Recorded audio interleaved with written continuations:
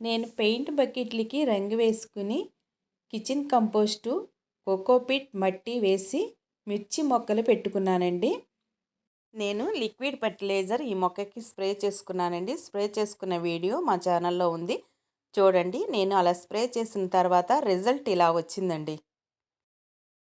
ఈ కిచెన్ కంపోస్ట్లో బొప్పాస్కాయ గింజలు ఉన్నాయి అనుకుంటా అండి. బొప్పాస్కాయ చెట్లు కూడా వచ్చినాయి. ఈ బొప్పాస్కాయ మొక్కలను తీసి వేరే కుండీలో నాటుకోవాలండి. చాలా కాయలు పండిపోయినాయండి. కొన్ని కాయలు పచ్చగానే ఉన్నాయి.